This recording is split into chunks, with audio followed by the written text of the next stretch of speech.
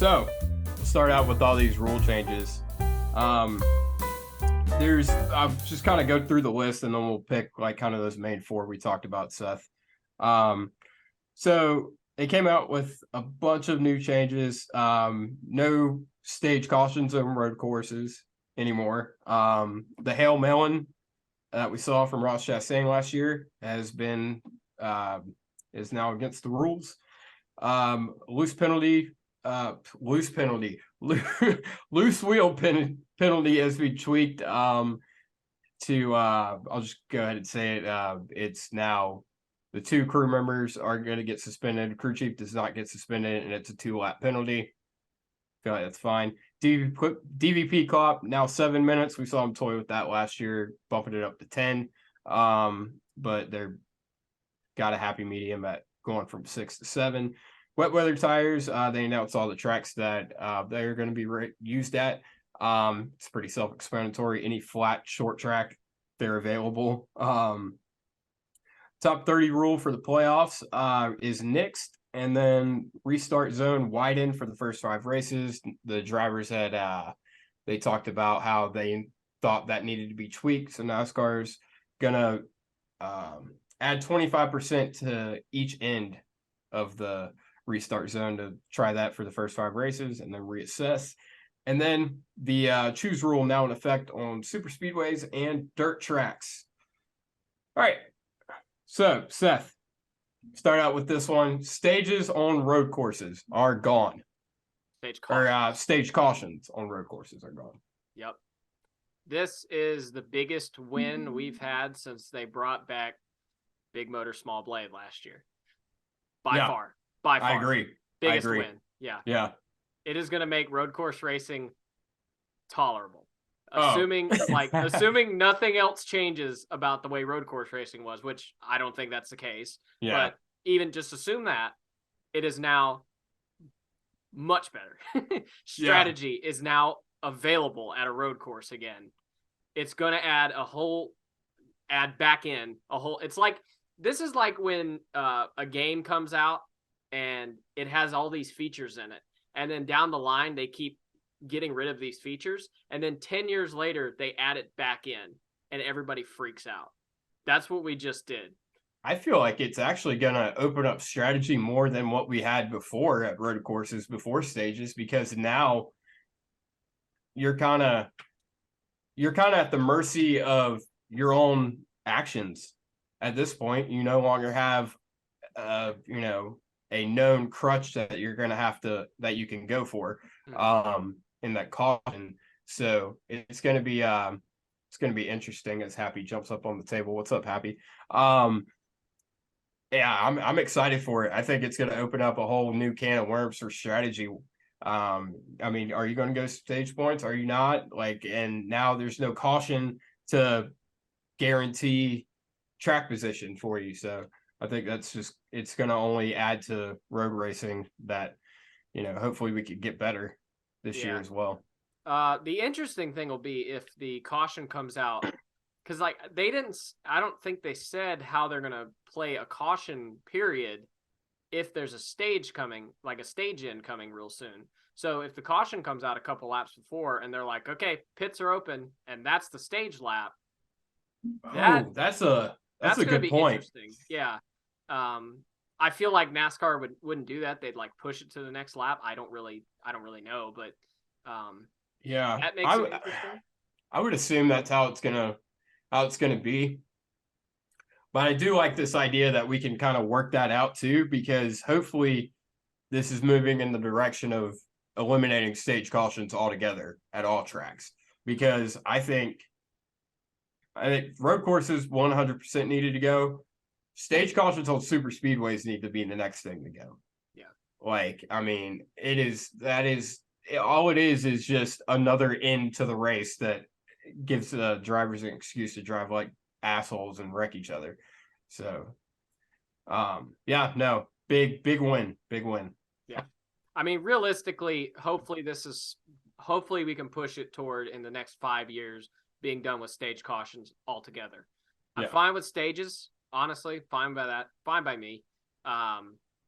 I think most of us are at this point. I don't think any of us have a problem with awarding points in the middle of the race. Yeah. I haven't seen it's a very small minority of people at this point. I feel like some people are indifferent about it. I really like stages. I just hate the cautions. Yeah. Like if they could eliminate the cautions, that'd be great. Yeah. The only thing that I like about stage cautions, as I've said before, is as a person with a tiny bladder, it is very nice to have two spots during the race. I know I can jump up and go to the bathroom. It's like when I'm at a hockey game. I'm like counting down the last minute of the period Chase, and I'm running. garage guy Chase, that was one of his points he put on Twitter when this came out. He's like, if you're at a road course, you can't go and get a beer and chips now under caution. Yeah, I'm gonna have to curb my alcohol intake at the Charlotte Roval. I never have curbed my alcohol intake ever, so that's stage cautions are not going to change that.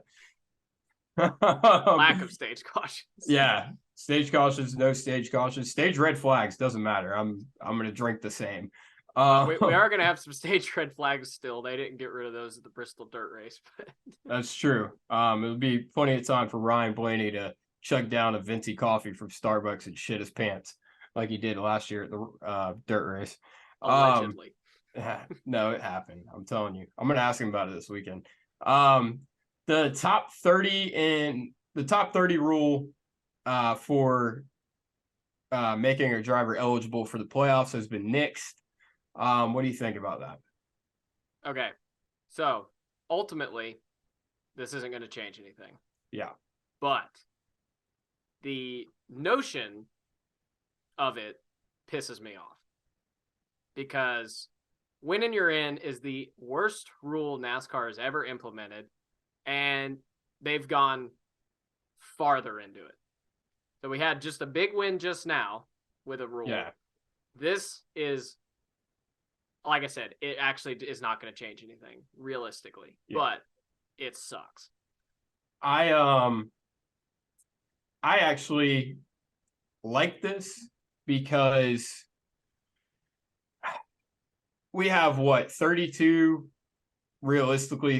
guys that run full time in the Cup Series. Yeah. It's, in my opinion, it's stupid to just exonerate those, or not exonerate, eliminate those. Yeah, eliminate those two guys from playoff contention. I think it's dumb. If you're gonna have winning, you're in. Let everybody do it.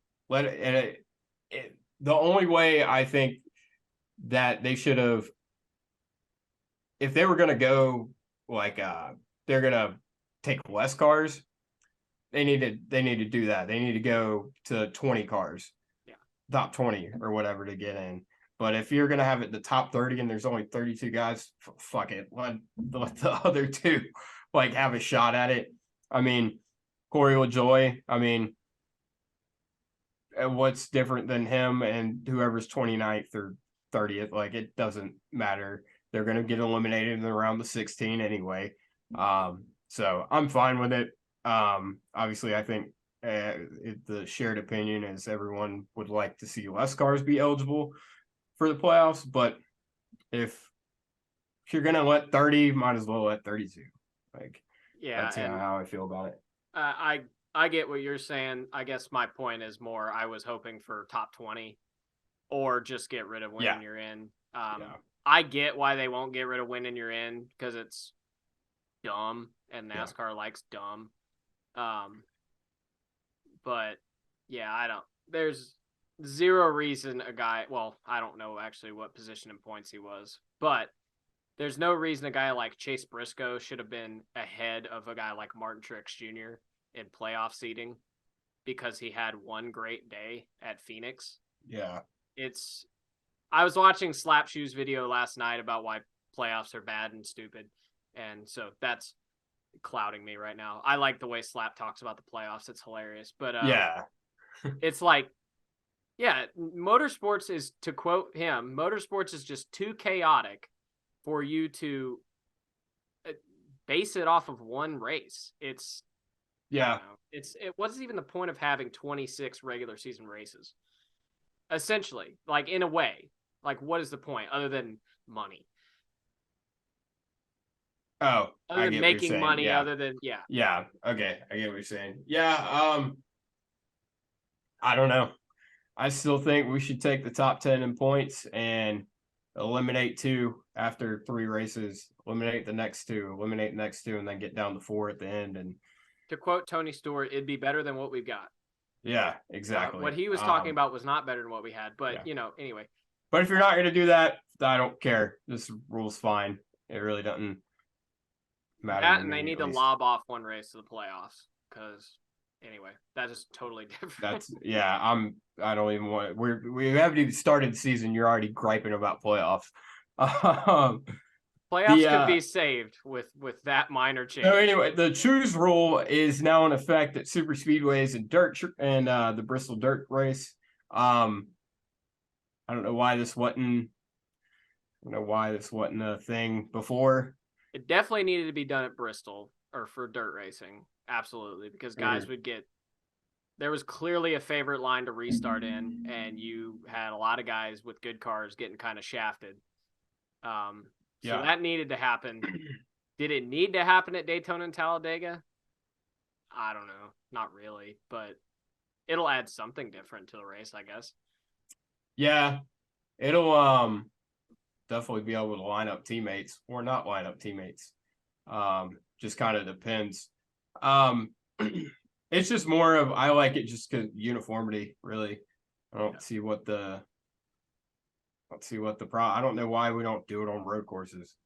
I wish we had single file restarts on road courses. Actually, yes. I wish we had single file restarts on road courses and super speedways. Yeah. It would just be a whole lot better. So yeah, not a big rule change, but it was something that I think both of us have said before needed to be done. And then the Hail Melon. Here's the big one. I think this is the most talkative and most divided one. The Hail Melon is outlawed. You can no longer do that. Ross Chastain's move is one and done. Ross, good or bad? Good move. Yeah. Had to be done. Because I'm still of firm belief, and I'll never be able to be proven wrong or right by this, obviously, now. But I was of firm belief that we were going to see 10 to 15 cars try this at the end of Martinsville. And that would have been a bad look, terrible look to see half your field try that. And B, it could have been very dangerous. This was really only viable at Martinsville. Yeah. So it's really a Martinsville rule. I guess technically it could have been done at Darlington. I think with the next gen, actually, it could have been done at Darlington. Oh, yeah. I mean realistically, yeah. Kyle Larson made it work and Denny Hamlin just blocked it in 21. So yeah, I mean with the old car, it had a billboard for a side door, and so that kind of made the angle of the wall versus car, kind of grinded to the car to a halt more than this car did, and plus the wheel on the Gen 6 was kind of bulbous. It kind of inflated outside of what the wheel is, and this car with the low profile tire didn't, so the tires stayed up. So it probably could have worked at Darlington, but yeah, I agree. I think I mean it would look stupid if they just let this go, and it wouldn't be as cool. Yeah, that Ross did it. Like a lot of people, I saw the complaint that, oh, NASCAR, they had this cool thing that happened, and it got all these eyes and attention from outside sources, and then they go and outlaw it. How stupid can they be? Well, I mean they look like a professional sport. I mean, it was a loophole essentially. Yeah. And it just makes what Ross did that much more special. Like that, we'll never see that again. And I think that's almost makes it even cooler. Yeah. It reminds me of when Jeff Burton in the 2002 All-Star race, when you had to make a pit stop before the end of the segment, and they waited until the very last lap to make the pit stop because their pit stall was they had like almost a lap on the field. Their pit stall was the first one behind the start finish line. So all they needed to do was accelerate out of their pit box through start finish line. And I think they ended up second in the segment because, they pitted and they gained a shit ton of track position because of that. And they made a rule for it, but it was a brilliant move in the moment, and it was praised by Frankie Stoddard and Jeff Burton in the moment. It's the same deal here. Like it's a move that we'll remember forever, and it won't be. It's like the playoff deal. We had Tony Stewart, Carl Edwards tie, right? And so NASCAR wanted it every week, and now we have the playoffs, the Final Four heads up race, and now people hate it because it's oversaturated. You'd have the same deal. People would get so tired of the Hail Melon if they did it every single Martinsville race. So I'm glad. I think it was the right move, and kudos. Your opinions on Ross aside, kudos to Ross for being smart enough to make the move.